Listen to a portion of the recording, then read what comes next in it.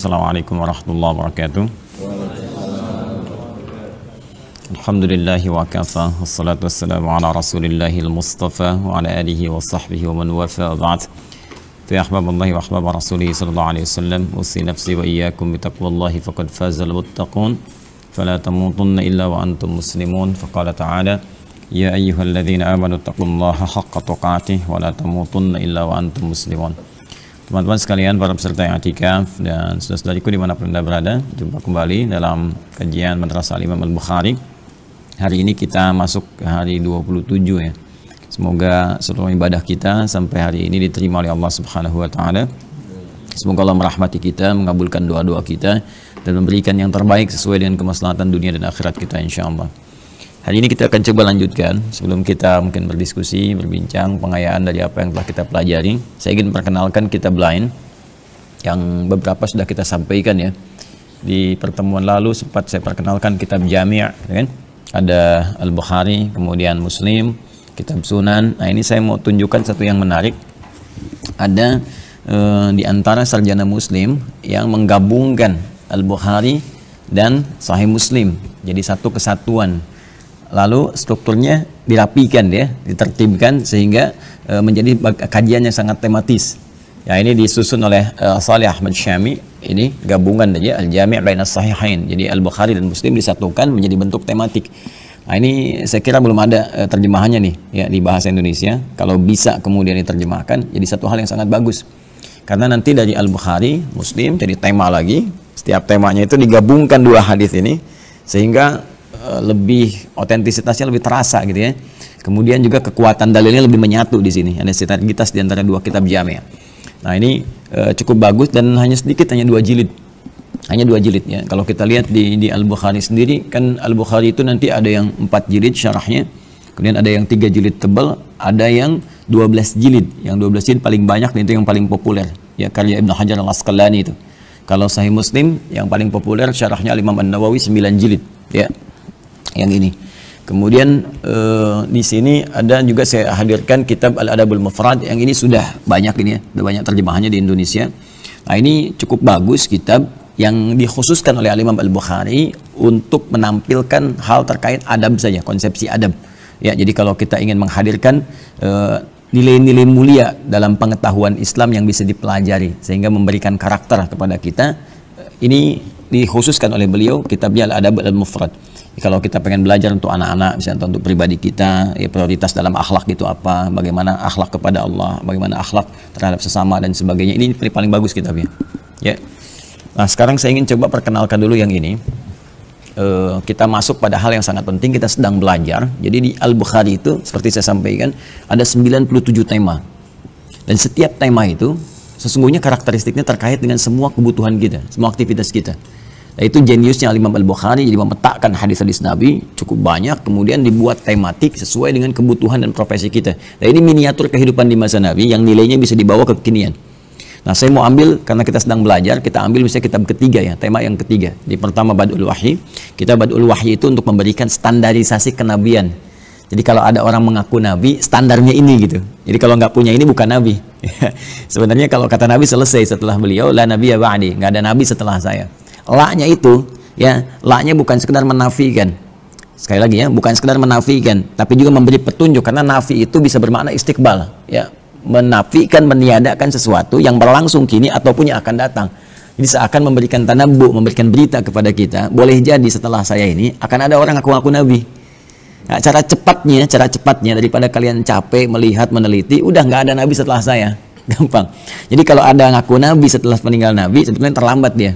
Ya, semasa Nabi setelah meninggal kan sallallahu alaihi wasallam muncul kan Musailamah Al-Kadzdzab, kemudian yang lain-lainnya gitu kan. Jadi kalau yang sekarang muncul sebenarnya terlambat, karena Nabi pun sudah mengatakan setelah hidup saya nanti, meninggal saya akan ada orang ngaku Nabi. Cukup katakan pada dirimu, tolak aja, nggak ada Nabi setelah saya. Selesai ya. Nah, cuman kan kadang orang terpukau atau pengen nyari ya. Jadi kalau ada orang ngaku Nabi nggak aneh. Ingat ya, nggak aneh karena Nabi pun pernah menyampaikan ini mukjizat Nabi sallallahu alaihi wasallam ya. Nggak aneh. Yang aneh itu setiap ada yang ngaku ada pengikutnya. Itu masalahnya. Jadi sekali lagi ya, kalau yang ngaku Nabi nggak aneh, yang aneh setiap ada yang ngaku Nabi ada pengikutnya, itu persoalannya. Karena itu penting kemudian untuk memberikan pencerahan kepada pengikutnya ini atau yang ikut ini, diberikan kemudian oleh Imam Al-Bukhari bab khusus, tema khusus bagaimana kriteria seorang nabi itu. Maka muncullah kitab Badul Wahyi. Kemudian setelah kita yakin dengan nabi yang sesungguhnya, kita diminta beriman kan. Iman mengikuti ajarannya dan puncaknya kemudian diarahkan untuk berhubung dengan Allah Subhanahu wa taala. Maka tema kedua ada Kitabul Iman. Perhatikan bagaimana urutannya gitu kan. Nah, iman ini penting untuk memberikan pengetahuan kepada kita demi menguatkan iman dalam jiwa. Terkadang ada orang mengaku beriman, kadang ada dua persoalan. Imannya bisa naik turun, saat naik yang sunnah pun kuat dikerjakan. Kan? Jangankan yang fardu, yang sunnah pun dia kerjakan, dia kejar. Tapi saat imannya turun, jangankan yang fardu, jangankan yang sunnah, yang fardu pun kadang tertinggal. Ya kan? Atau terlambat dia kerjakan. Nah, ini nanti ada 57 hadis membantu kita bagaimana menguatkan iman kita sehingga dinaikkan ke atas dan dijaga supaya nggak turun. Ya, termasuk ada orang yang memang beriman ya bukan turun lagi, ditukar misalnya sama mie instan, ya, ditukar sama sarung, ya tiba-tiba dia bisa menggadaikan imannya. Nah, karena itu penting bagi kita bagaimana memahami konsepsi ini. Nah, untuk menguatkan iman ini butuh pengetahuan. Karena ayatnya mengatakan Quran surah ke-47 itu ayat 19, ya surah Muhammad SAW ayat ke-19. Fa'lam annahu la ilaha illallah. Fa'lam.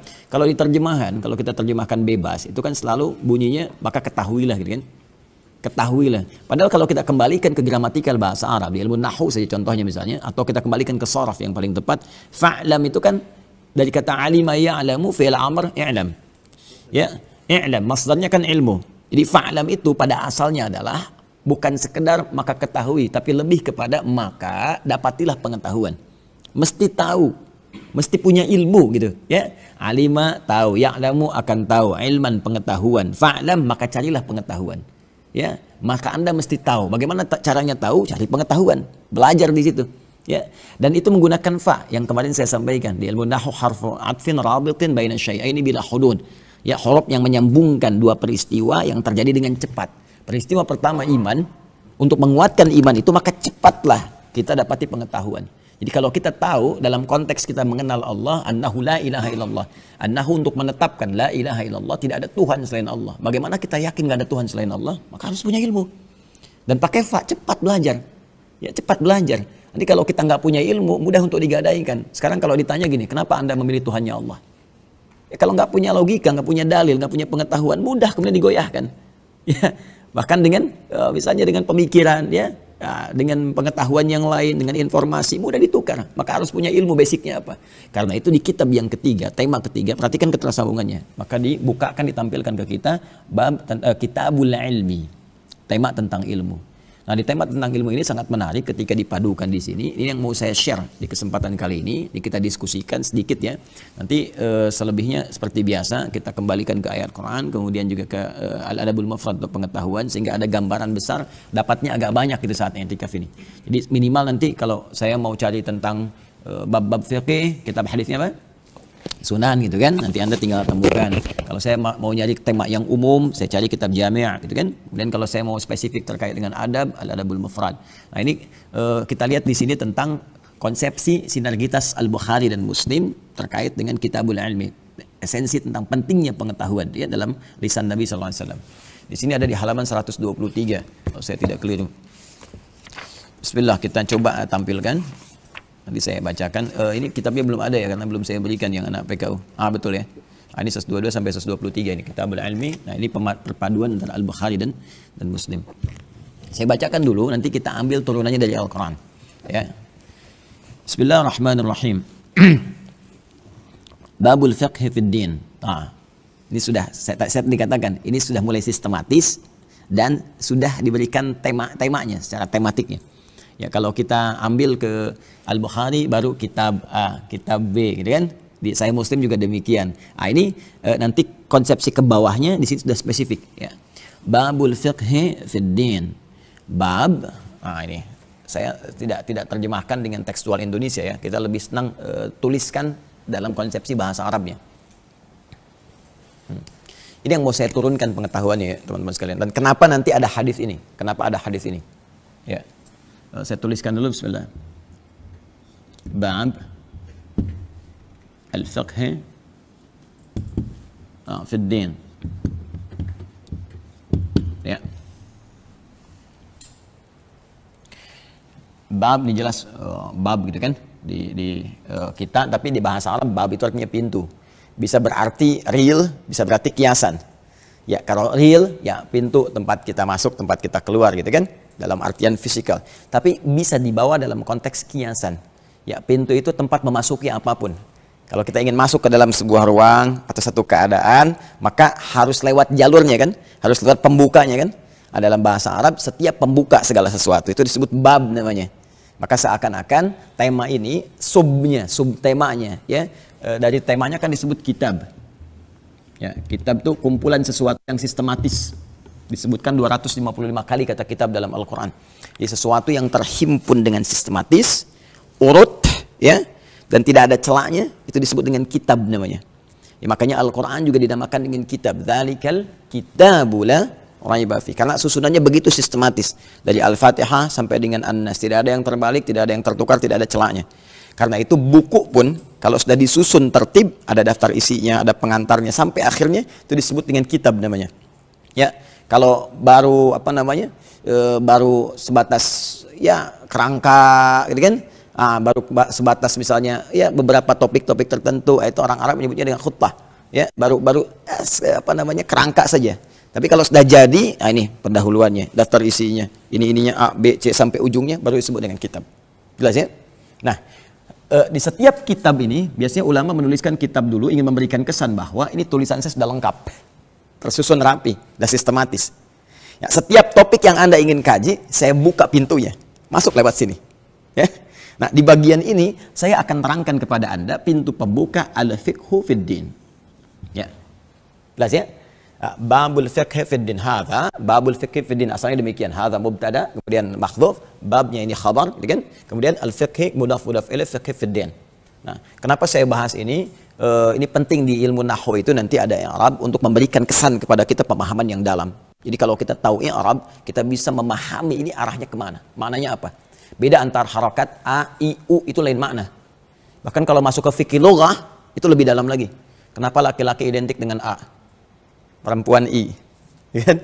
Coba deh, anta perempuan, anti, jazakallah kak perempuan, jazaki. Kenapa kalau banyak identik dengan u? Muslimun u, ya kan? Mukminun u, itu ada rahasianya. Nanti supaya nggak lompat-lompat kita khususkan gitu ya. Dan ada rahasia besarnya nanti, ada luar biasa sampai ke karakter itu di bahasa Arab itu sampai ke karakter dipelajari. Ya, ke karakter itu dipelajari. Ya, kita kesini dulu.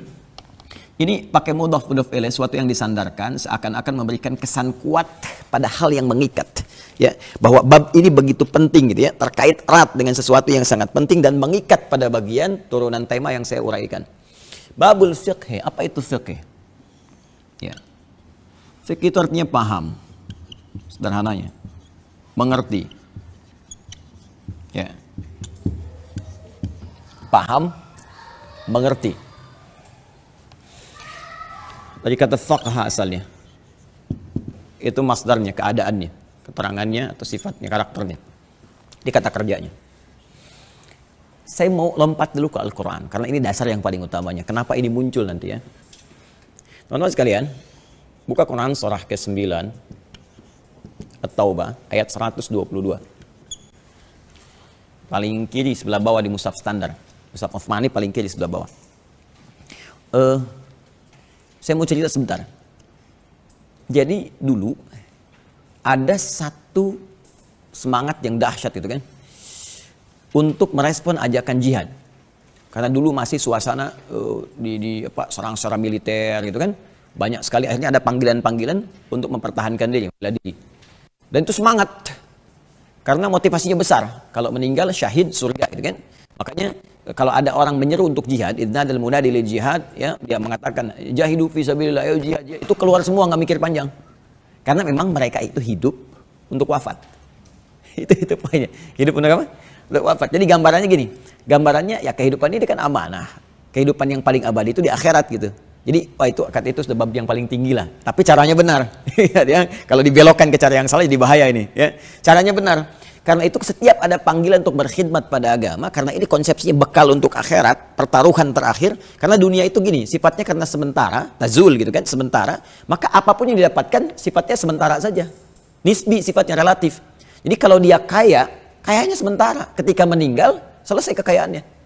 Makanya ketika dikatakan meninggalkan dunia, jadi semua yang ada di dunia tinggalkan. Mau gelar, coba pernah nggak ada orang misalnya meninggal, ya kan semua gelarnya sama tuh, almarhum, wafat, apapun jabatan nih, mau presiden, ketua MPR, mau DPR misalnya, mau pejabat, mau apa, nggak pernah ada dituliskan misalnya direktur A meninggal dunia, terus di nisanya tuliskan, ya, tetap aja almarhum, selesai. Ya, apalagi harta, jangankan ke akhirat, harta fisikal dunia, ke alam kubur pun nggak ada yang dibawa. Handphone yang paling bagus apapun itu silakan, nggak ada orang bapak kalau meninggal handphonenya nanti sertakan, kalau mama kangen miss call aja bisa. Tapi khairan yarah, mama ya amal mithqala dzarratin khairan yarah, ya kan, miss call yang nggak dijawab syarran yarah itu, mama ya amal mithqala dzarratin syarran yarah. Ya, jadi saya mau balikan gini, karena sifat itu sederhana, maka ya, jangan terlalu bersedih. Dunia itu teratur gitu, artinya udah diatur, rezeki diatur. Ya kalau kita udah meninggal selesai semua. Ya, tapi kalau misalnya akhirat tuh, maaf, bekalnya tipis, fakir, maka fakir selamanya. Karena sifatnya abadi. Walal akhiratu khairul laka minal ula. Sifatnya abadi. Jadi kalau fakir selamanya, kalau kaya selamanya. Makanya orang-orang yang cerdas, ya al-kayyisu kata Nabi itu, orang-orang yang cerdas, dia akan menyiapkan diri untuk bekal akhirat karena sifatnya abadi. Untuk selamanya gitu ya. Nah, orang-orang berpikir pada saat itu, ya sudah, kehidupan dunia ini tinggal nunggu ajal saja. Ya, makanya mereka maksimalkan untuk mencari bekal akhirat. Begitu ada panggilan jihad, semua ikut serta. Nah, ketika semua ikut serta itulah kemudian Allah menurunkan satu firman yang sangat luar biasa. Ini pelajaran besar karena peperangan itu, ya, kemudian juga pergulatan itu bukan hanya terjadi perjuangan itu melalui ya fisikal, militer dan sebagainya, akan terjadi sesuatu yang sangat luar biasa. Turun ayat, wa makanal mu'minuna liyanfiru kaffah. Tidaklah semua orang beriman itu mesti berangkat ke medan juang seluruhnya. Dan falaula nafara min kulli firqah. Nah, ini saya mau turunkan. Ini sangat menarik teman-teman. Nanti saya turunkan poinnya, setiap poinnya. Falaula nafar min kulli firqah minhum ta'ifah. Ini dia. Liyatafaqahu fid din. Asalnya dari sini. Ya, asalnya sini. Falaula nafara min kulli firqatin minhum ta'ifatun liyatafaqahu fid din. Saya turunkan ke sini. Liyatafaqahu. Ini. Ya tafaqahu fid din. Fid din. Oke. Ini poin utama yang ingin saya katakan. Lalu turunannya nanti hasilnya apa? Waliyunziru qaumahum idza raja'u ilaihim la'allahum yahdharun. Saya mau ke sini dulu. Hendaklah ada sebagian di antara mereka, enggak harus semua pergi ke medan juang. Hendaklah ada berjuang di porsi yang lain. Di sisi yang lain. Apa itu? Liyat tafaqahu fid din. Kalimatnya bagus sekali. Menggunakan lam di sini.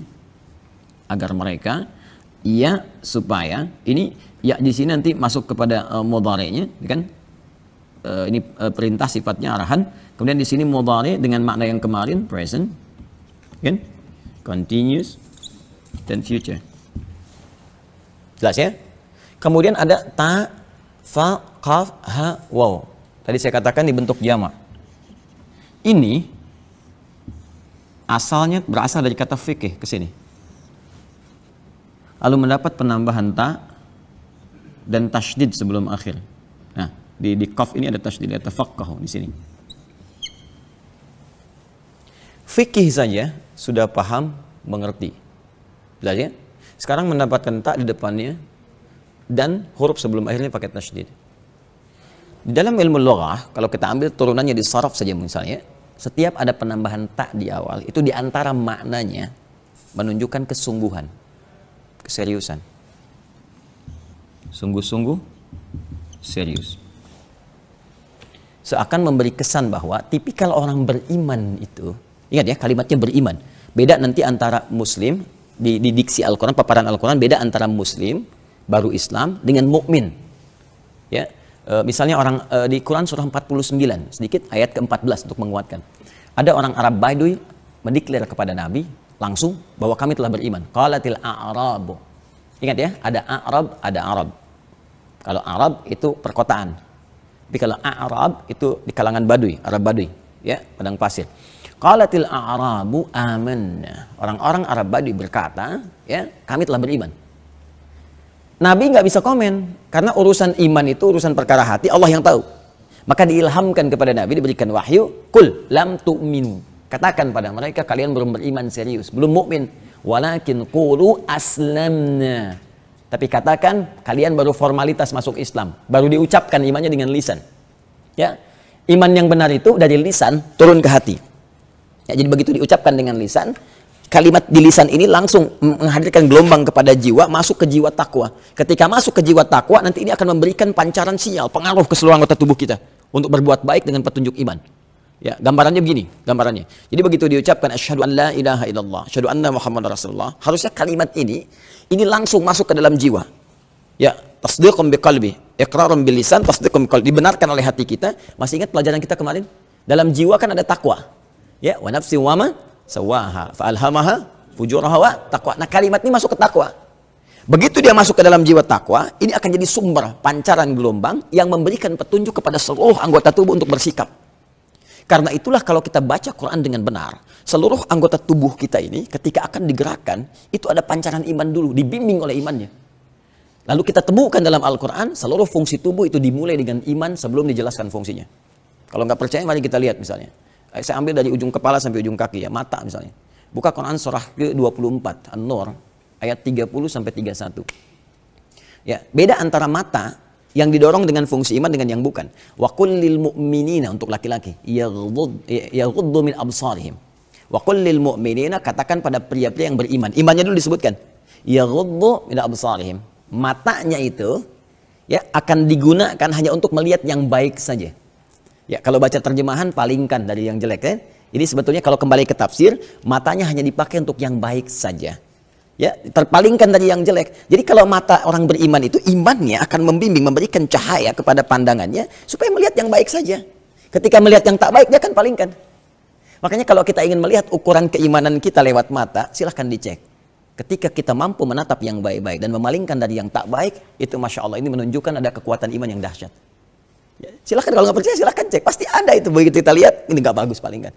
Nah, biasanya semakin tinggi iman, bahkan bukannya dipalingkan, lisannya cepat mengucap kalimat istighfar. Kalau dia melihat sesuatu yang tak bagus.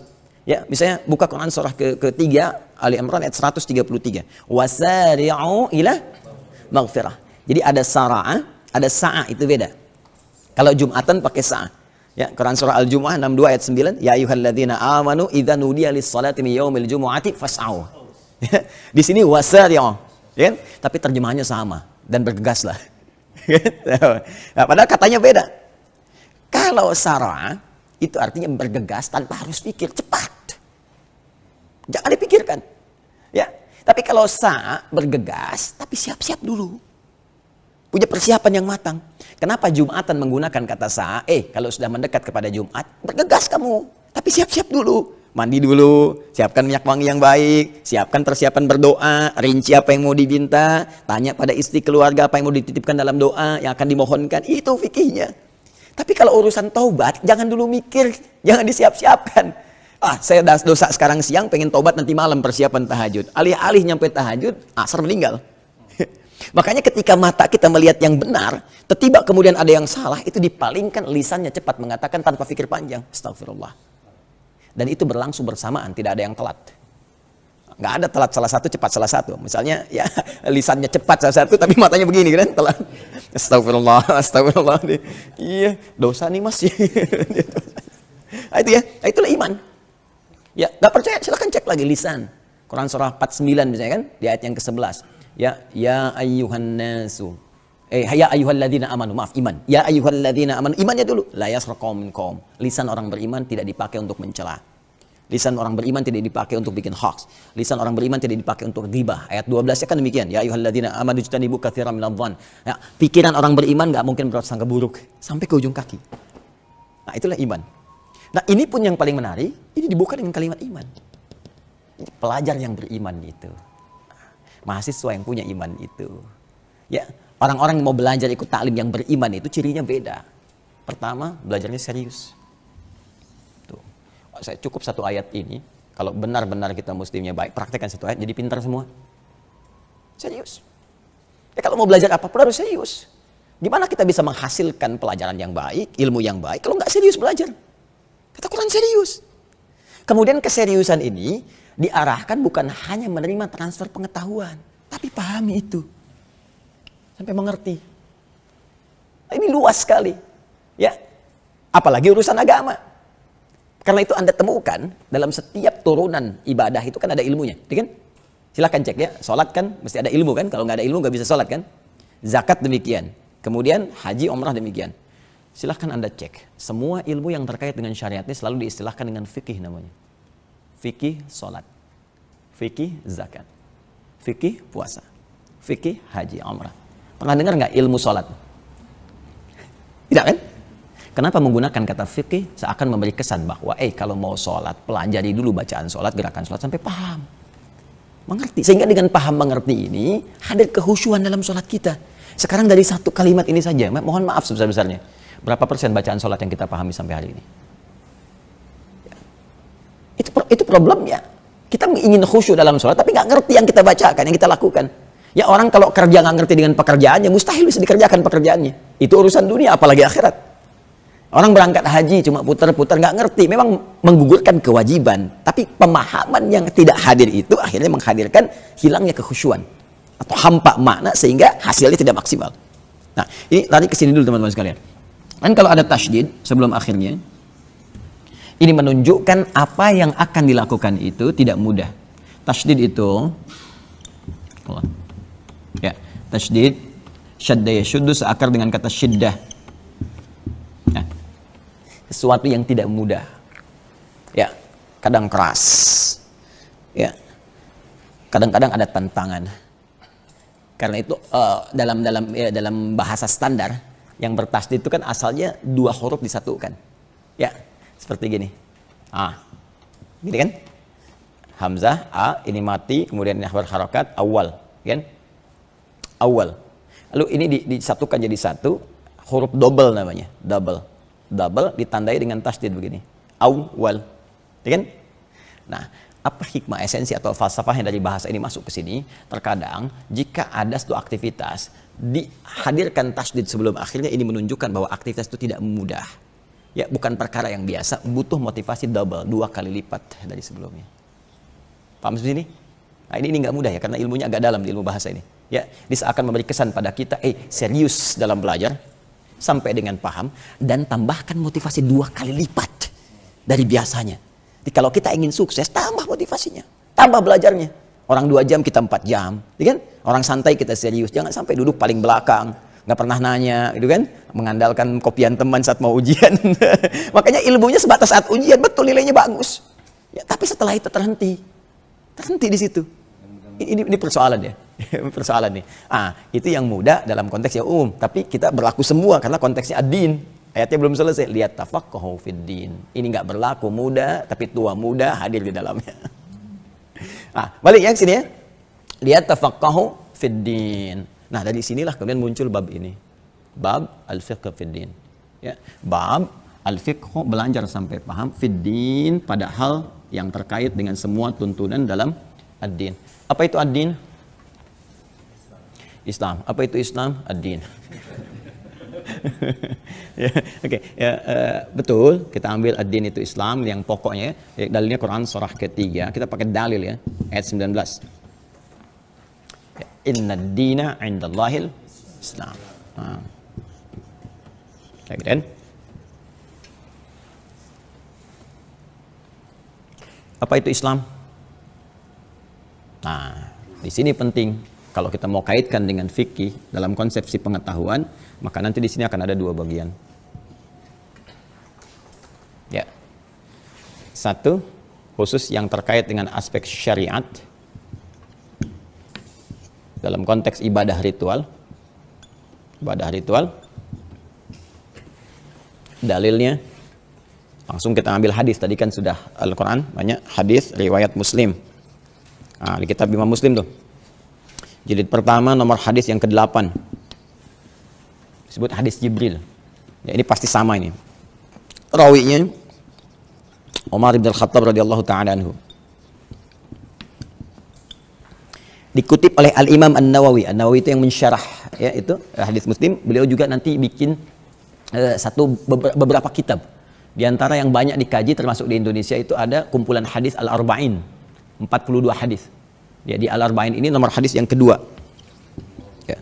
Jadi orang langsung belajar tuh di Al-Arba'in ya. Udah gitu lompat ke Riyadhus Shalihin 1896 hadis. Ya, padahal itu sebelum itu ada kitab yang lain. Dan itu dasarnya.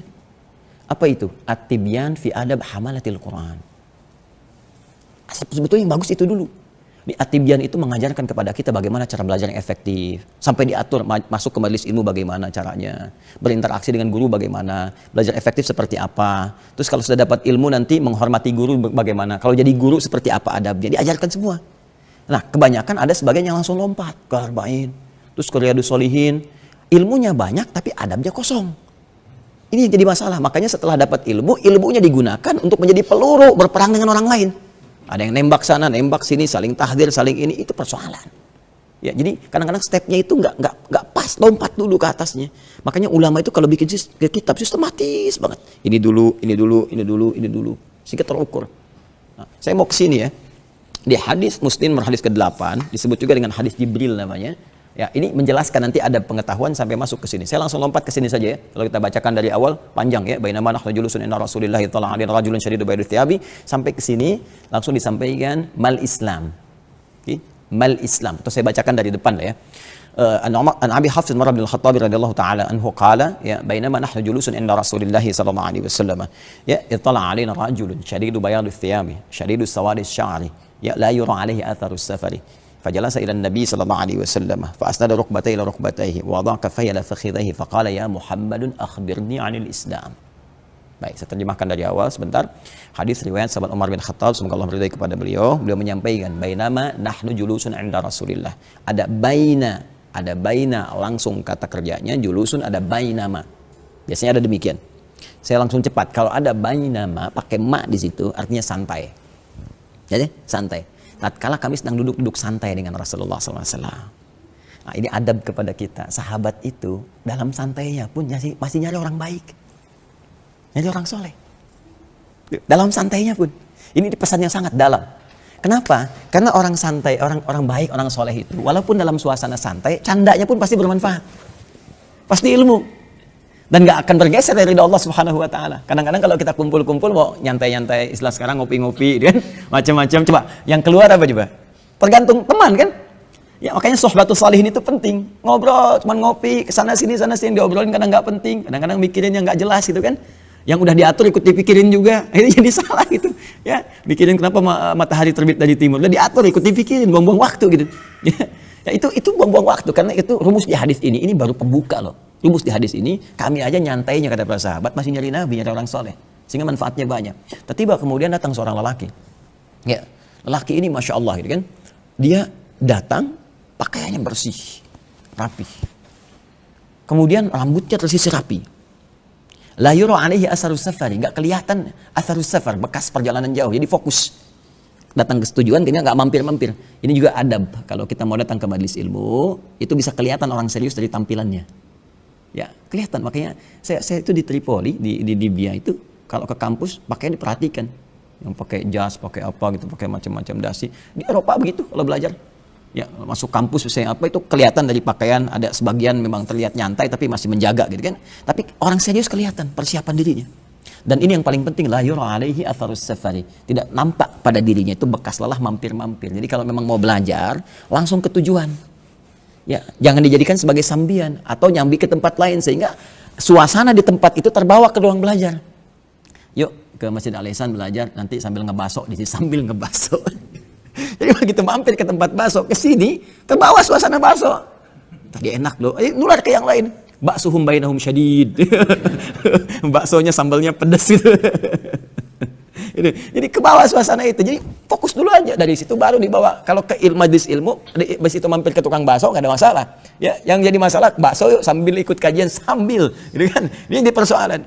Maka ketika dia masuk, apa adabnya? Fajalasa ilan nabi, datang ke saf yang terdepan. Ya, nanti kalau ada anak ya, saudara kita atau apa belajar, adik-adik kita, antarkan ke kelas itu. Kalau saya antarkan, simpan di saf paling depan. Karena pasti fokus saf paling depan itu. Ya, nggak bisa ngerjain yang lain. Kadang-kadang malu mau angkat telepon, mau bikin status juga susah. Ya, di belakang beda tuh. Kadang-kadang sandaran, kadang macam-macam dan sebagainya. Anak pesantren tahu tuh, kadang nyukur di belakang bahkan.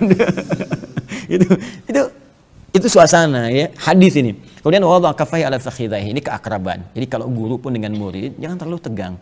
Ada keakraban. Kadang Nabi juga bercanda dengan sahabat, kan? Dan sehingga ilmu mudah diterima. Nah, ketika sudah nyaman suasananya baru dimulai pelajaran. Ini pengondisian. Ya, kalau di ruangan kelas apa jangan sampai suasana tegang langsung belajar dan sebagainya. Ketika itu apa pertanyaannya? Mal Islam ya Muhammadun. Ya Muhammad sallallahu alaihi wasallam, mal Islam. Apa itu Islam? Ini yang mau saya turunkan. Din ke Islam kan? Maka dijawab oleh Nabi, al-Islamu an tashhadu an la ilaha illallah wa anna Muhammadar Rasulullah wa tuqimas shalah wa tu'tiyaz zakah wa tasuma Ramadan wa tahujjal baita in istata'ta ilaihi sabila. Ini yang pokok. Jadi ada ilmu yang turunannya itu harus dipelajari sampai paham, sampai mengerti. Yang pokoknya 5. Kalau yang pokok ini sudah kita pahami, yang lainnya akan otomatis kita ketahui. 5 aja. Jadi jangan banyak-banyak kalau mau belajar yang pokok itu 5 aja. Kalau 5 ini kita serius dan dalami dengan benar, yang turunan lainnya akan mudah kita kuasai.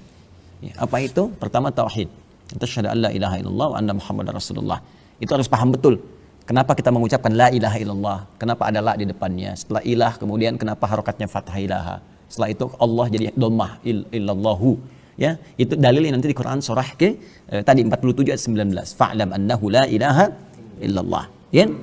Itu satu. Kemudian wa tuqimas shalah, salat. Mesti punya ilmu. Dan ilmunya dipelajari sampai paham fikih. Coba lihat urutannya. Fikih, fiddin. Yang dimaksud dengan din, Islam. Di antara turunan Islam, apa syariat, aspeknya ibadah. Jadi kalau kita mau belajar Islam, mau benar dinnya, konsepsi keagamaannya mau benar, Islamnya benar, maka pelajari sampai paham. Ya, fikih salat sampai paham. Makanya tidak ada yang paling detil dalam ibadah, demi Allah saya katakan, kecuali di Islam. Diatur semua. Ya, bahkan saat akan mulai salat, diatur semua dari pakaiannya. Coba, dari mulai adzan, kita sudah punya aturan. Kita kan cuma dengar adzan pun panggilan waktu sholat aja kan. Turunannya nggak dibahas.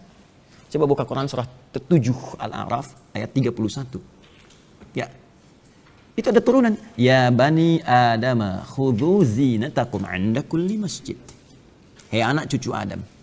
Ketika ada panggilan dari masjid didengar. Panggilan dari masjid itu apa? Khudhu zinatakum, kenakan pakaian terbaikmu. Karena kita akan menghadap Allah.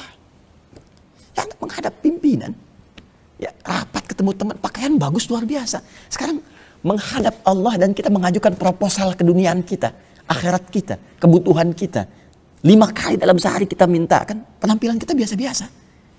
Apa nggak adil di situ? Ya, kata Allah kenakan pakaian terbaik dan itu membawa kekhusyuan.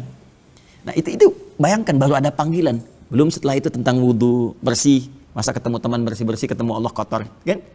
Kemudian setelah itu menghadap ke arah kiblat, diatur bagaimana caranya dari takbir sampai dengan salam dan dijelaskan maknanya kenapa begini.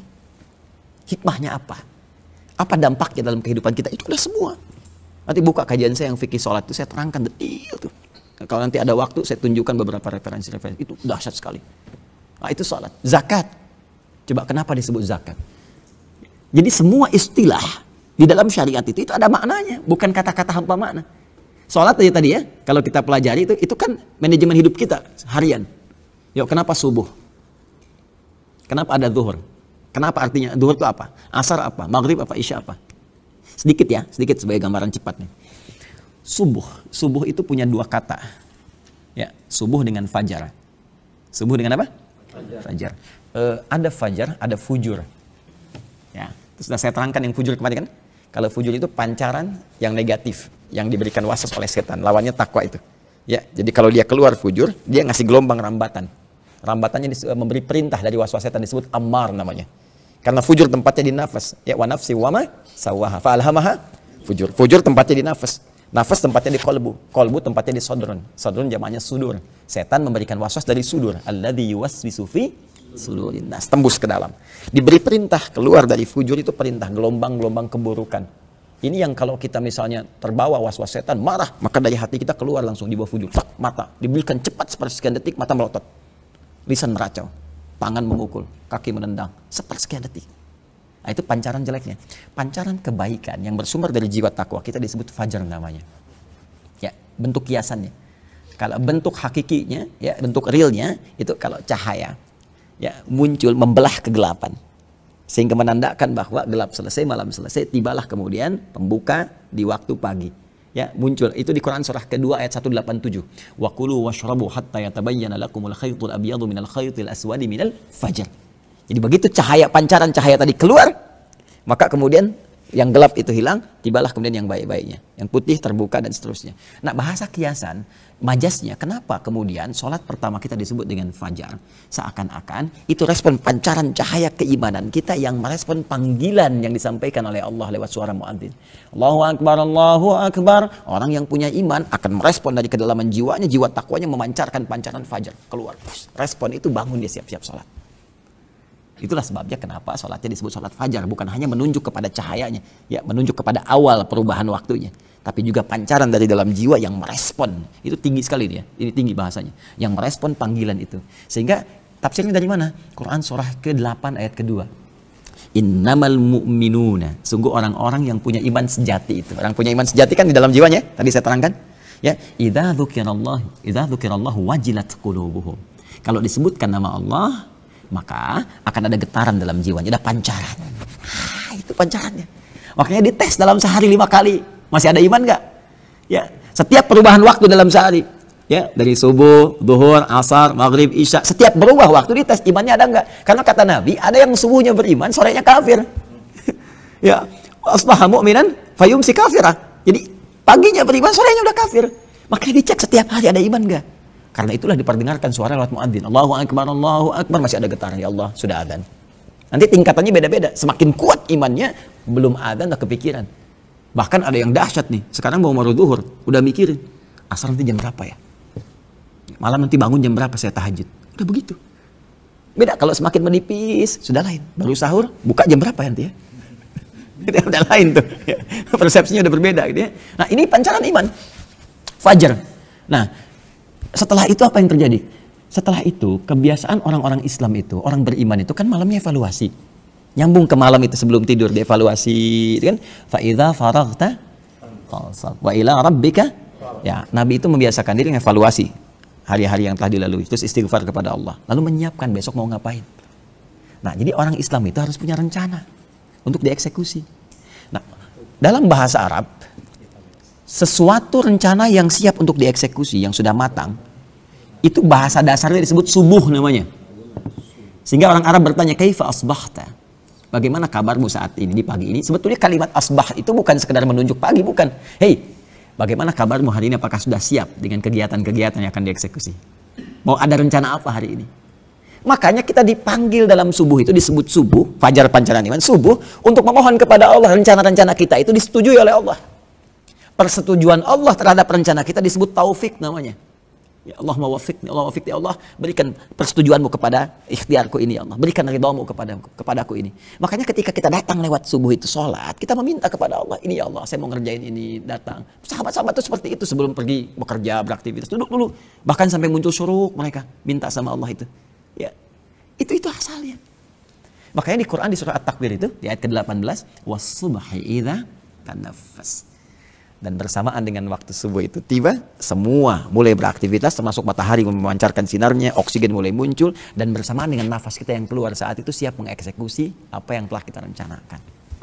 Nah, jadi jangan sampai terjadi orang beriman subuh nggak tahu apa yang mau dikerjakan. Nanti jam 7 mau di mana? Gimana nanti aja. Bukan gimana nanti bagaimana? Jam 11 mau ngapain? Harus jelas semuanya, terstruktur. Dan jangka panjangnya sampai akhirat. Wal tanzur nafsum ma qaddamat. Di situ akhirat. Jadi harusnya bikin kurikulumnya sampai akhirat nih. Ya, kalau saya biasa mengajarkan begini, siapa yang mau ke surga? Jelas kita kan? Ya, di usul fikih as-sukutu alamatu heuh.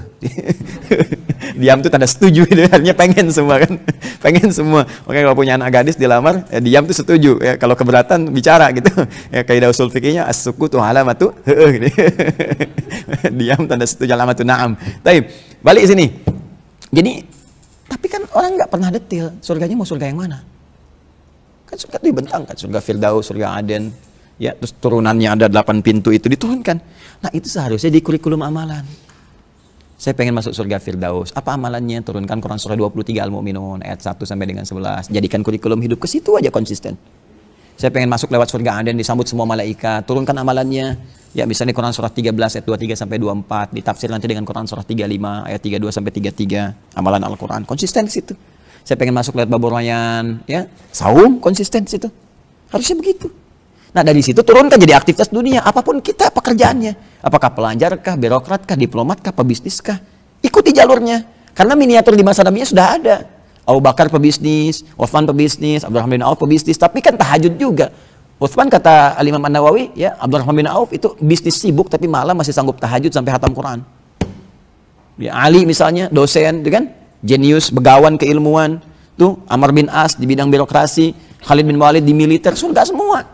Karena mereka menurunkan spesifikasinya sampai ke bumi, jadi spesialisasi kehidupan, passionnya jelas. Ya, dan itu diikuti walaupun yang lain dikerjakan. Kayak Bilal kok adzan aja yang lain enggak. Ya. Padahal Bilal kalau mau jadi mufti sepeninggal Nabi bisa, tawaran banyak. Jadi hakim agung bisa. Sepeninggal Nabi cari-cari. Mau dikasih sedekah nggak mau. Kenapa? Karena Bilal terkenang dengan suasana itu. Allahu Akbar, Allahu Akbar. Selesai, Nabi komen, di like oleh Bilal, di share oleh sahabat yang lain sampai ke kita. Ya, kata Nabi, aku mendengar suara terumpahmu di surga. Bilal mikir, adzan aja udah ke surga, udah ya adzan aja. Itu fikih marbot namanya. Kalau kita turunin tuh.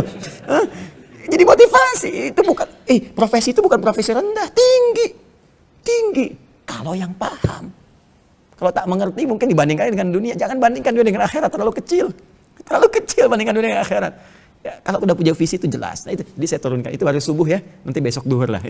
Jadi saya mau balik ke sini dulu biar nggak tertinggal ini ya.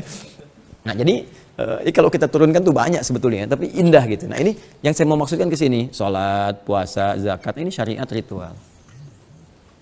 Paling tidak menghadirkan kehusyuan. Jadi nikmat dalam ibadah.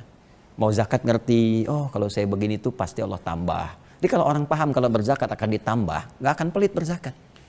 Nggak akan berkata, ini saya yang usaha kok kenapa harus kasih orang. Nah, nanti ada pemahaman hikmahnya apa.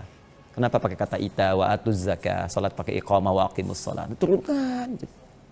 Puasa, kenapa mesti puasa? Terus sampai ilmunya turun. Dan ini kadang-kadang satu bab ini itu hadisnya banyak lagi, bab tersendiri.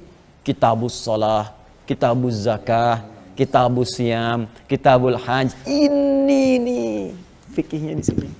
Nikmat kita. Jadi kalau mau standar sampai meninggal, cukup yang pokok ini aja, udah dahsyat keislamannya. Orang yang pokok aja, ada yang kayanya kebangetan, kan? Ada kaya banget, kebangetan kayanya. Ini sahabat nih rata-rata kebangetan kayaknya tuh. Kalau jalurnya bisnis gitu. Ya, semua sukses lah, semua sukses. Saya melihat semua yang konsisten dengan pokok-pokok ini sukses berdasar definisi masing-masing. Ya. Nah, nanti yang ini masuknya ke muamalah dunyawiyah. Muamalah ya, dunyawiyah, tapi konteksnya masih ibadah. Ya, karena apa? Karena dalam ruang Islam ini. Pokoknya kalau Islam mensibghah, memberikan pengaruh, maka semua aktivitas jadi ibadah. Ya, jadi ibadah. Contoh mohon maaf, urusan makan saja, minum, berpakaian, itu kan ada panduannya. Ya, demi Allah saya katakan ya, tidak ada satupun kegiatan dalam Islam kecuali bersanding dengan panduan. Ini menunjukkan kebenaran risalah Islam.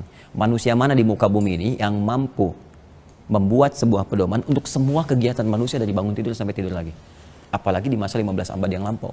Dan munculnya dari tempat yang paling terbelakang di muka bumi. Ya, jahiliyah, tempatnya di Mekah, tempat yang tertutup, diapit oleh dua imperium besar, Romawi dengan Persia, nggak ada peradaban, semua keburukan muncul di sini, kok bisa munculkan itu? Dahsyat. Makanya nabinya nggak dipilih di Romawi. Nanti orang berkata, oh, pantas Romawi punya peradaban, Persia punya kekaisaran, peradaban tinggi, tapi ditempatkan tempat yang paling nadir. Dengan semua keburukan muncul di sini, termasuk tindakan kriminalitas. Dan bisa merubah jahiliyah jadi khaira ummah. Kuntum khaira ummah. Nah, saya mau katakan begini, silahkan cek dari bangun tidur sampai tidur lagi. Ya, dan pedoman itu munculnya di doa. Cuman kita nggak baca doa pakai fikih, rumusnya nggak dipakai. Tuh. Kita cuma melafadzkan dengan lisan. Kita sebagian. Coba cek. Yuk, saya contohkan gini. Satu-satu aja ya. Bangun tidur baca apa? Alhamdulillahilladzi ahyana ba'da ma amatana wa ilaihin. Paham nggak itu? Oh, rumusnya fikih. Paham nggak? Nah, kalau kita baca digabungkan ini di Abu Daud ya, nomor hadis 1367. Lalu nanti di Al-Bukhari nanti 181. Itu gabungan. Jangankan dari bacaan, dari cara bangun diberi petunjuk. Karena Nabi SAW, kata Ibnu Abbas radhiyallahu taala anhuma, ketika menginap di bibinya Sayyidah Maimunah radhiyallahu taala anha, yang ingin melihat kebiasaan Nabi saat bangun malam. Begitu tidur, terus bangun Nabi, beliau ngelihat itu anak usia masih dini sekali. Ya, usia sekitar 4-5 tahun gitu ya. Tapi karena didekatkan oleh bapaknya dengan orang soleh, dengan Rasulullah, ada rasa cinta. Nah, anak-anak itu kosong dia. Ya, gimana mau diisi lah, empty cell gitu ya. Gimana mau diisi ya? Siapa yang isi? Jadi kalau didekatkan dengan orang soleh, jadi soleh. Kalau didekatkan dengan dunia apa dan sebagainya, itu yang memberikan pengaruh pada dia. Maka beliau dekatkan Abbas, dekatkan Abdullah anaknya dengan Nabi SAW. Maka semua kegiatan Nabi disukai, dicintai. Sampai-sampai pengen nginep di rumah bibi beliau Sayyidah Maimunah karena Nabi sedang di situ. Malamnya Nabi bangun, dijelaskan oleh beliau. Karena Nabi SAW itu istiqadha min naumi, adalah kebiasaan Nabi SAW jika bangun dari tidurnya, fajalasa, duduk sebentar. Jadi kalau bangun duduk dulu, jangan langsung beraktivitas. Perhatikan nanti alurnya bahkan secara kesehatan ya. Fama sahabiyadihi min athari naumi. Kemudian beliau menghilangkan dulu bekas ngantuknya dengan tangan yang diduga bersih. Awas, karena ada hadis lain nanti. Awas, hadisnya jangan dibenturkan ya. Kalau kalian bangun dari itu cuci tangan, karena kalian nggak tahu tangan itu kemana kita beraktivitasnya. Ya.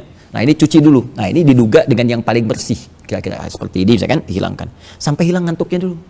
Jadi bukan bangun langsung baca doa. Kalau Anda baru bangun langsung baca doa, nggak sadar bacanya. Alhamdulillah. Bangun jam 3 sih, tapi begitu begini udah jam 4:30 kan, sahur lewat. Jadi hilang dulu ngantuknya. Setelah itu apa?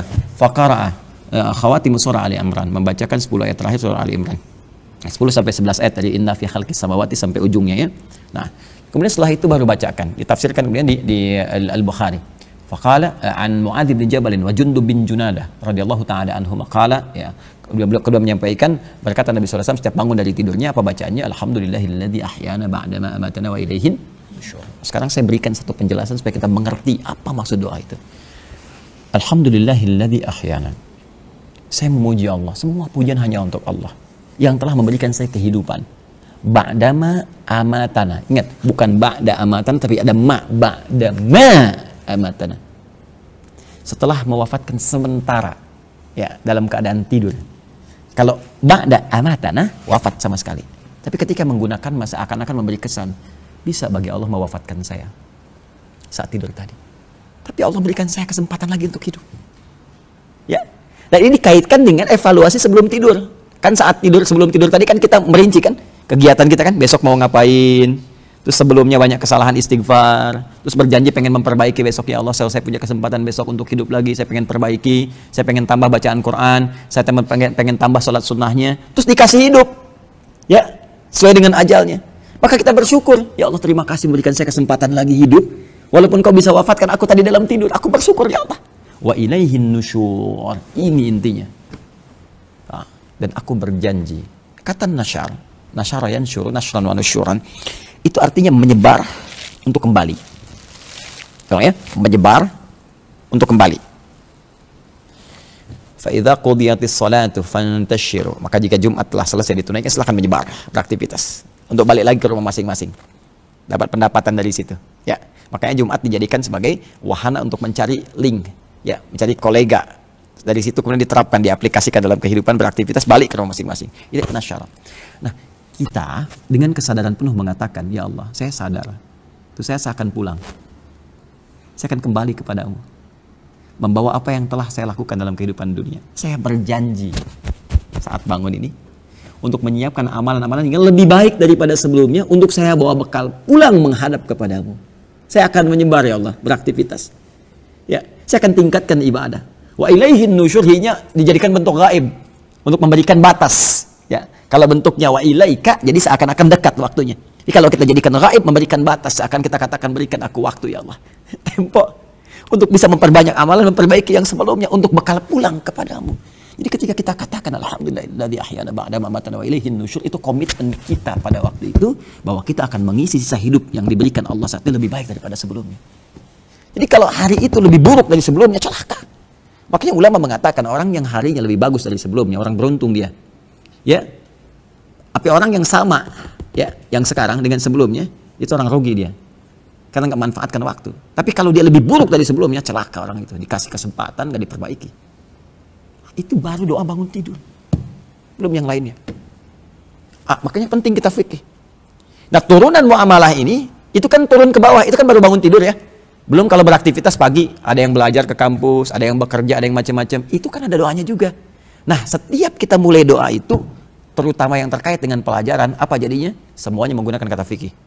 Ya, saya ambil contoh misalnya. Nabi mendoakan Ibnu Abbas. Ibnu Abbas itu kan bukan hanya belajar agama, yang lain juga dipelajari. Doa nabinya dipegang oleh beliau kepalanya, dikatakan Allahumma faqih fid din wa 'allimhu ta'wil. Nah, ini menjadi doa standar bagi setiap muslim saat masuk ke ruang belajar dimanapun, termasuk ilmu umum.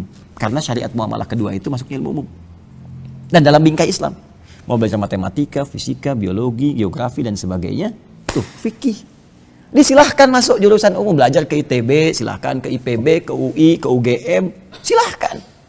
Ya tapi praktekkan ini, belajar yang serius, jadi mahasiswa yang bagus, kan? Pahami setiap pelajarannya. Kemudian jadikan itu untuk memperkuat keislamannya. Bukan sekedar cari dunia. Kalau cari dunia yang belum beriman juga sudah bisa. Banyak orang belum beriman, insinyur banyak, dokter banyak. Terus iman Anda pengaruhnya apa pada kedokteran Anda? Iman Anda apa pengaruhnya pada ilmu yang Anda pelajari di fakultas-fakultas itu? Nah, maka saya kasih pelajaran sedikit aja, sedikit saja. Saat saya di Tripoli, saya bimbing itu beberapa ahli minyak gitu. Saya sempat ngajar di Pertamina, di Medco, Akakus Oil, Slumbersi gitu kan. Ali Burton. Itu awalnya sebelum belajar, ke saya datang, Ustadz, Masya Allah katanya, kalau Ustadz tahu ya di geologi kita eksplorasi, itu batu-batu Ustadz, semua ada kodenya. Ada kodenya. Ini begini, ini artinya begini, ini kandungan mineral begini, kedalaman sekian jadi begini. Oh, saya senyum. Baru kita ngaji, saya keluarkanlah kurikulum geologi dalam Al-Quran. Nafi khalqis samawati wal ardh, masuk Al-Baqarah 74 itu kan? Ya. Yang masih ingat kan Al-Baqarah 74? Tsumma qasat qulubuhum min ba'di dzalika fa hiya kal hijarati aw ashaddu qaswah wa inna minal hijarati lama yatafajjaru minul anhar. Saya turunkan, Pak. Itu udah ada di Quran. Ragam batu dalam Al-Quran diturunkan nih, yang ada kandungan airnya. Ini yang begini, bahkan ini Pak jatuh karena Allah. Jatuh karena Allah perintahkan, bahkan saking khusyuknya dia jatuh. Saya ingin tunjukkan siapa yang buat itu semua. Terus turunkan sampai pekan berikutnya berubah kalimatnya. Masya Allah Ustaz, begitu besar kekuasaan Allah Subhanahu wa Ta'ala. Yang bisa memberikan tanda pada setiap batu untuk menunjukkan kekuasaannya. Balik.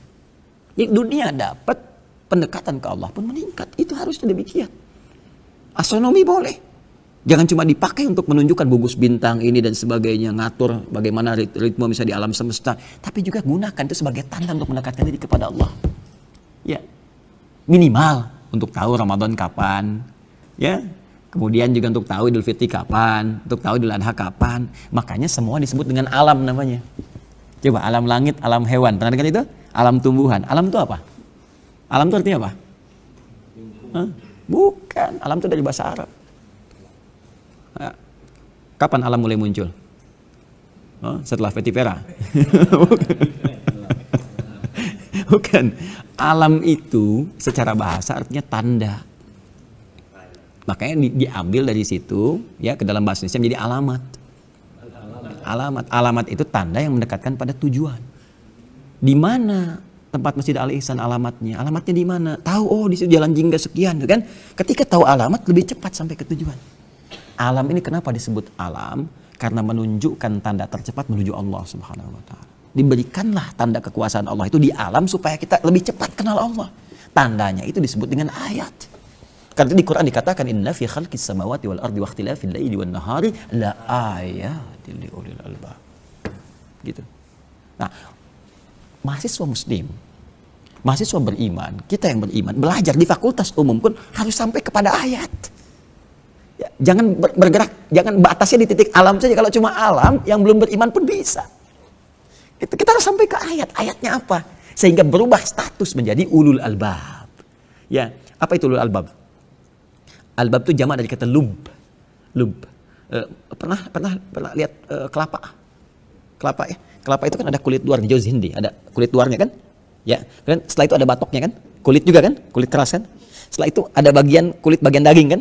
Ya kan? Setelah itu ada daging, terus di dalamnya tahu nggak ada yang putih, bening, halus gitu kan?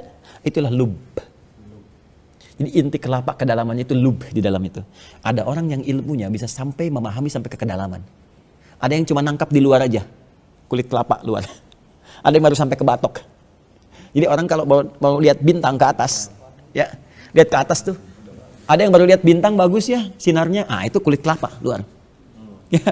Wah ini bisa jadi gugus penunjuk nih, arah kemana? Itu baru dalam, mau masuk daging. Oh ini bisa dijadikan sebuah petunjuk untuk menentukan waktu. Itu baru daging yang dalam. Ketika kita katakan, Subhanaka ma khalaqta hadza batila, mustahil yang menciptakan ini kecuali Allah. Seperti Nabi Ibrahim menemukannya. Ya, Nabi Ibrahim menemukannya. Itu barulah ulul albab. Dia menemukan ayat.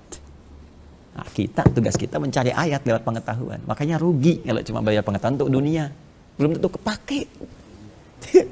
Belum tentu kepake. Kalau ini udah pasti kepake nih. Coba, belajar fikih sholat, tiap hari sholat kan? Antum tuh lucu kadang-kadang itu. Tiap hari sholat, tapi ilmunya nggak dipakai. Belajar sholat yang dipakai tiap hari, ilmunya nggak serius. Tapi dunia yang belum tentu diraih, seriusnya luar biasa. Bikin seminar, stadium general, sekolah sampai S1, S2, S3, sampai dingin tuh. Ini belum tentu dipakai gitu. Kadang-kadang manusia tuh, gimana ya? Makanya saya sering bilang cepi, cepat pikirkan gitu kan. Ini paham ya? Sekarang baru baca hadisnya. Kalau udah paham ini, hadisnya kita baca. Ini penutupnya. Jadi kenapa nanti pengantar ini penting saya sampaikan untuk masuk ke sini. Kalau orang nggak tahu ini, baca ini hampa nanti. Gitu aja pahamnya. Tapi kalau kita mengerti dari sini, baca hadisnya nyambung. Ya. Kadang-kadang orang hadisnya dulu dibaca, baru disyarah begini gitu ya. Tapi saya coba balik untuk mendapatkan kenikmatan dalam merasakan hadisnya. Bismillahirrahmanirrahim. Qala haddatsana an Muawiyah qala, hadis dari riwayat Muawiyah bin Abi Sufyan, ini termasuk jenius Muawiyah ini. Ya, nanti di bawahnya di backup oleh Amr bin As, Ibn As radhiyallahu taala anhu. Nah, ini saat jadi gubernur nanti khalifahnya naik Muawiyah bin Abi Sufyan dan nanti masuk pada kategori dinasti Bani Umayyah. Ya. Termasuk meriwayatkan hadis. Jadi jangan terjebak oleh fitnah-fitnah yang berkembang di lingkungan ya. Ya, kita menghormati semua sahabat kita cintai. Ya, jangan sampai ada sebagian kita dukung, yang lain kita nistakan, itu tidak baik. Ya, tidak baik. Nanti pendiri Nahdlatul Ulama, Hadratus Syekh Kiai Haji Muhammad Hashim bin Asy'ari, ya bin Asy'ari, itu punya 19 kitab. Di kitab kedua ada namanya Risalah Ahlus Sunnah wal Jamaah. Ya, saya dulu senang baca itu sampai ulama-ulama lokal, ulama kita gitu ya. Ya, kitabnya luar biasa, rasa internasional itu. Ya, bahkan sebagai saya hafalkan itu. Ya. Itu di kitab kedua di halaman yang ke-10. Ya, halaman yang ke-10, paling kanan sebelah bawah itu paragraf terakhir, beliau menunjukkan tentang satu aliran secara akidah yang agak aneh gitu. Ya, agak aneh. Wa minhum, kata beliau, dan di antara aliran yang aneh itu yang tiba-tiba datang ke Pulau Jawa tahun 1333 Hijrah. Ya, 1333. Sekarang 1442. Dikurangi aja, ya. Dikurangi 1333 untuk mendapatkan Masehinya. Itu ada di antara aliran mereka, man yubalighuna hawa Sayyidina Ali bin Abi Thalib. Siapa yang senang terlalu berlebihan, mengkultuskan ya sampai ke sahabat Ali bin Abi Thalib, kemudian senang mencela sahabat yang lain. Disebutkan ya Abu Bakar, Umar itu kan, dan yang lainnya dan seterusnya. Nah, itu diingatkan oleh beliau, jangan sampai seperti itu kata beliau. Lalu dihidangkan hadis-hadis Nabi SAW karena Syekh Hashim ahli hadis dan sanadnya banyak ya, Al-Bukhari dihidangkan oleh beliau hadis-hadisnya. Jadi kita harus menghormati semua sahabat ya, sahabat-sahabat Nabi, karena kulluhum udul di ilmu hadis, kulluhum udul, semuanya adil dan baik dalam pandangan Allah. Jadi saya punya sahabat saya dijelek-jelekan, bagaimana perasaan saya? Nabi punya sahabatnya dicela, bagaimana perasaan Nabi? Gitu ya? Makanya dalam banyak kesempatan Nabi memegang tangan sahabat, mengatakan ini sahabatku, siapa yang melukainya dia melukai aku. Ya. Bismillahirrahmanirrahim. Qala Muawiyah pernah menyampaikan, sami'tu Nabiyya sallallahu alaihi wasallam yaqul, ini hadisnya saat beliau naik ke mimbar ya berkhutbah. Jadi pejabat-pejabat dulu bisa khutbah itu. Pak Azul PR itu ya, terus nyiapkan kadar-kadar pejabat dia bisa khutbah. Jumatan saya khutbah menterinya gitu kan. Kemudian dia presidennya insyaallah kan, gubernurnya, bupatinya, itu bisa khutbah. Ya, kalau dia muslim dan harus benar, makanya basicnya harus Islam yang baik. Ya, harus mengarahkan kepada nilai-nilai kebaikan sesuai dengan aspek-aspek maslahat yang ada di wilayahnya masing-masing. Nah, ini saat khutbah beliau motivasi kemudian masyarakat jamaah dengan mengatakan, sami'tu Nabiyya sallallahu alaihi wasallam yaqul, saya mendengar Nabi sallallahu alaihi wasallam pernah menyampaikan. Nah, dia man yuridillahu bihi khaira yufaqihu fiddin. Nah, ini man yuridillahu bihi khaira, man siapapun, man ismun mausulun dulu ala fardiyatil amiyah. Kata sambung konjungsi yang menunjuk pada subjek, kadang-kadang objek secara personal. Tapi maknanya luas. Jadi kita ini oleh Nabi sedang dikhitab secara personal. Ya, disentuh secara personal. Semua kita luas, tapi posisikan hadis ini diarahkan ke kita. Saya ini yang dimaksudkan. Man yuridillah, siapapun laki-laki, perempuan, besar kecil, tua muda, kaya cukup, dan yuridillahu bi khaira, yang diinginkan oleh Allah menjadi lebih baik. Jadi orang baik. Baik. Khair itu luas, minimal sifat. Kalau sudah khair, minimal sifat. Ya, sifatnya itu baik. Dari sifat itu kan jadi karakter, jadi sikap. Kan? Nah, kalau kita pengen baik dalam apapun, termasuk khair fid dunya, baik dalam urusan dunia, khair fil akhirah, baik dalam urusan akhirat, yufaqihu fiddin, maka Allah akan berikan dorongan kuat pada dirinya untuk memahami urusan agamanya. Din, belajar sampai paham. Dan din itu tadi syariat, ibadah dengan muamalah. Jadi kalau kita pengen baik, pengen bagus, ya pengen sejahtera urusan dunia, maka belajar dengan ilmu. Makanya Imam Syafi'i bilang begini, man arada dunya fa'alaihi bil ilmi, wa man arada al-akhirah fa'alaihi bil ilmi, wa man aradahuma fa'alaihi bil ilmi. Siapa yang pengen dunianya itu sejahtera, bagus, sukses, maka dia harus punya basic ilmu yang kuat. Nah, ilmu di kita itu fikih. Jadi kalau belajar sampai paham. SD paham, anak cek lagi pulang ke rumah. Saya dulu begitu, belajar pulang ke rumah ditanya sama ibu saya, belajar apa tadi? Dicek sampai mengerti. Ya, jam sekian gak boleh nonton TV, dicek semua. SMP apalagi gitu kan, masuk pesantren, kita ngulang-ngulang dan seterusnya. Ujian saya 3, Pak. Masa-masa saya, Fahad nggak tahu saya ya, 2 tingkat di bawah saya dulu ini. Ujian saya masih 3 kali. Jadi pertama ujian lisan, ya kan? Yang kedua ujian tulisan, ya. Jadi kadang-kadang ditukar tulisan dulu, terus dicek di lisan, ya supaya tahu ini yang benar nggak yang ditulis nih dengan yang diucapkan. Kan? Habis itu gabungan keduanya, dan itu udah 3 kali ini 2 lagi agama dengan umum. Kalau udah masuk puncak kelas 6, itu materi 6 tahun diujikan. 6 tahun. Jadi saya masuk itu SMP yang ada kalau di Arab gini-gini apa namanya tsanawiyah. Ya, tsanawiyah kalau di Arab itu aliyah sebetulnya yang di kita. Tsanawiyah aliyah, SMP SMA. Itu pelajaran dari kelas 1 SMP tsanawiyah sampai ke aliyah kelas 6 diujikan keseluruhannya. Pas 6 tahun. Jadi belajar tuh gini terus 2 bulan ujiannya. Ujian tulis, ujian lisan. Dan jawaban harus lancar. Kalau udah berkurang nilai. Terus jangan kemana-mana. Biasanya kan kalau udah ujian lisan kan suka ada mukadimahnya banyak pembukaan. Udah pokoknya nggak usah menurut saya dalam suasana ini langsung jawab gini. Klek itu tuh. Ya makanya itulah fikih gitu. Itu fikih. Ya, nah ini dia teman-teman sekalian. Nah, memang harusnya begitu belajar itu. Sampai ke kampus demikian. Jadi SKS itu bisa baik bisa enggak sih? Ya. Sistem kebut seterusnya ya baik gitu kan. Tapi kalau sistem kebut semalam, kadang-kadang 1 jam, itu saya punya kesan yang sangat menarik saya saat di Libya. Ada orang Afrika datang kepada saya, Wallahi Syekh Hadi katanya. Limada katanya? Mazdik. Tapi Allah ya, istaghrab Indonesian. Saya heran orang Indonesia itu. Kenapa saya bilang? Wallahi ana darastu syahr hada lil imtihan. Saya belajar sebulan untuk belajar itu. Oh wallahi ya akhud minni, yas'ir minni ana kitab, istara minni kitab, dia minjem kitab saya, buku saya. Ini udah sah habisnya. Cuma 1 jam doang dia baca kan ya. Nilai saya 7,5 dia 8. Saya ketawa, saya bilang belum tahu kamu SKS. Indonesia itu luar biasa, Masya Allah dia. Semua tempat baik semua. Tapi Indonesia ini saya rasakan Masya Allah gitu. Apa aja cepet deh. Makanya semua di Indonesia tuh bisa diolah. diolah. Sayyid di Masr ya. Kuntu fi Masr 2006 takriban. Saya pernah di Mesir itu 2006. Ya, asmak, ya, asmak, ya, ikan teman-teman sekalian. Itu teman-teman di Arab kan makan ikannya ya, merus, pun kepalanya dibuang, ya, ramauha ya, talaha ya, fil turuk kita. Indonesia diambil kepala ikannya, diramu.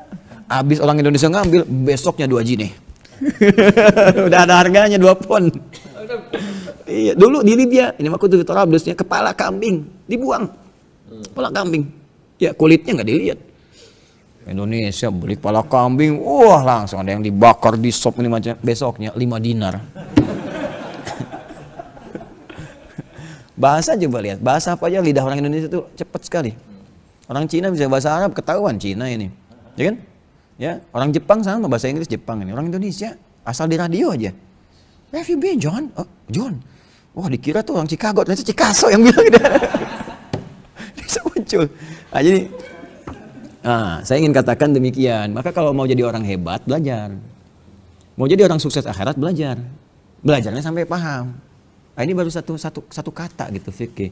Nah, teruskan dulu sebentar ya. Wa inna ma ana qasim Allah yu'ti. Saya cuma sharing aja kata Nabi. Di urusan like, share, komen tuh udah ada di hadis. Di copy paste sama Facebook. Kata, wa inna ma ana qasim, saya cuma share aja. Jadi Nabi itu ditugaskan oleh Allah untuk berbagi. Sampaikan. Lalu kita diteruskan balik wani walau ayat, sampaikan walaupun cuma satu ayat satu. Jadi kita itu umat penyampai. Makanya mau balik itu penyampai. Kalau minta fatwa jangan sama mau balik, salah. Mau balik cuma penyampai tabligh, nyampein aja. Nah, dai ngajak. Jadi kalau sudah pakai jadi dai harus ada ilmu. Ilmu sebatas apa yang diajak. Yuk tahajud, harus belajar ilmu tahajud. Minimal pada aspek itu. Di atas dai nanti ada mufti. Ya, ada mufti, ada qadhi. Qadhi itu lebih mengikat. Kalau mufti kayak MUI itu ya, fatwa itu memberikan tapi nggak mengikat sifatnya, secara moral saja. Tapi kalau sudah qadhi, harusnya di Kemenag tuh ada sifat-sifat qadhi. Itu sudah ada hukum yang mengikat. Jadi negara berperan di situ, bisa mengeluarkan punishment atau reward. Gitu ya. Jadi kalau nggak dikerjakan bisa dihukum. Itu qadhi namanya. Mengikat sifatnya sepanjang nanti ada kemaslahatan universal. Nah, jadi teman-teman sekalian di sini ada Nabi anak Qasim, saya berbagi. Ini sifat orang Islam tuh berbagi. Jangan pelit, jangan soleh sendiri gitu. Surga terlalu luas kalau buat sendirian. Ya. Makanya dalam doa pun di Quran itu banyak redaksi menggunakan na. Rabbana atina fid dunya hasanah. Ya kan? Rabbana la tu'akhidh. Kenapa pakai na kita untuk menyertakan orang dalam doa kita?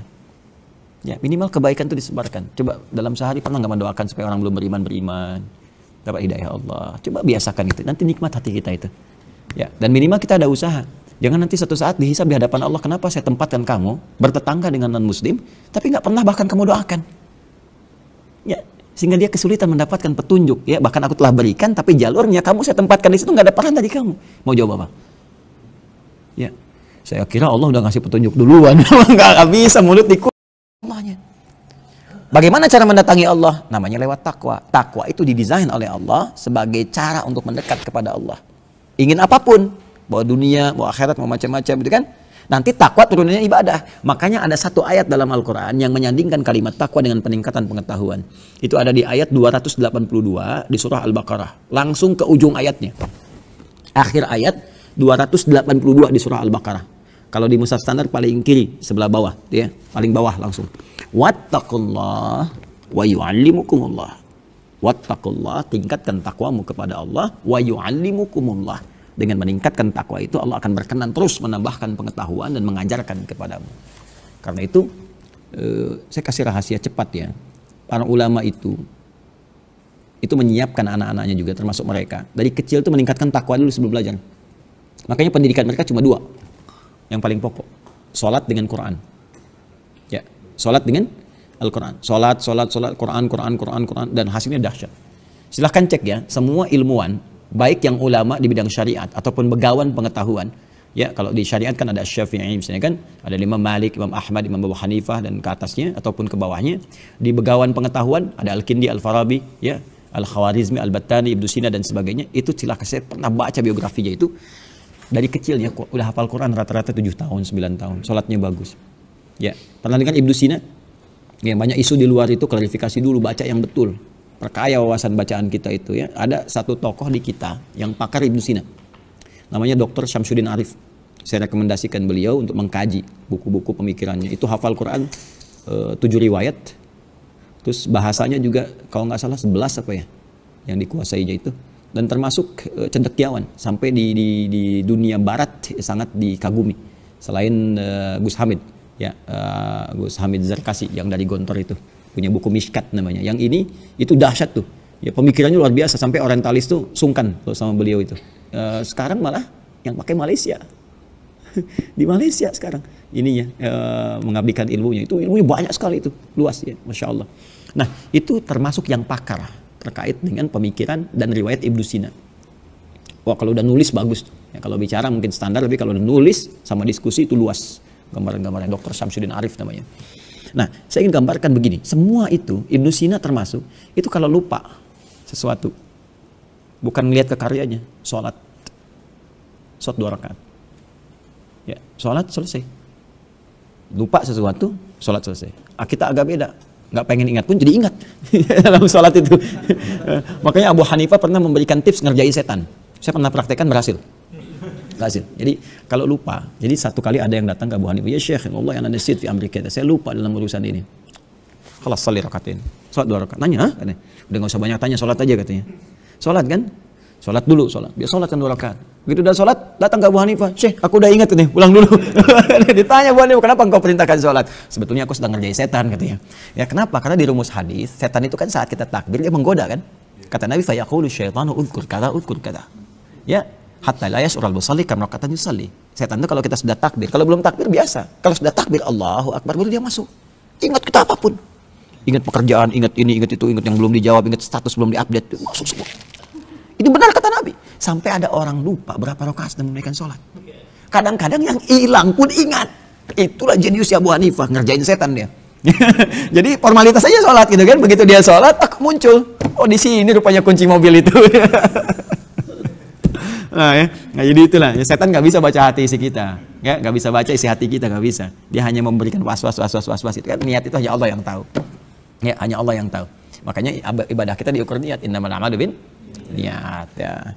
Nah, jadi dekati Allah dengan takwa. Saya tutup terakhir, walan tazala hadhil ummatu qa'imatan ala amrillah la yadurruhum man khalafahum hatta ya'ti amrullah. Allahu akbar. Kalau semua umat Islam ini begini, belajarnya benar, maka kata Nabi, umatku aku jamin akan selalu unggul sampai tiba keputusan Allah. Tafsir keputusan Allah itu ada 2 di sini. Satu yaumul qiyamah, sampai kiamat, atau ada orang yang mengambil konsep ini dan umat Islamnya lalai sehingga meninggalkannya. Maka kalahlah di situ. Sekarang ayo kita renungkan, benar nggak hadisnya? Siapa yang serius belajar sekarang? Konsep ini kan dipakai, ya kan? Kita jangan salahkan mereka, jangan salahkan Barat, jangan salahkan ilmuwan mereka yang serius, riset, anggaran banyak dan sebagainya. Karena mereka mengamalkan, mengerjakan. Ya, jangan sibuk mencela, balik ke kita, koreksi diri. Saatnya kita kemudian beralih, bangkit kembali ke kitab-kitab asal kita. Saya melihat banyak yang terpukau dengan karya-karya kontemporer, padahal itu copy paste. Dan kita ini asli orisinal, ada semua. Semua dalam Islam komplit termasuk tokoh-tokohnya, nggak ada yang fiktif.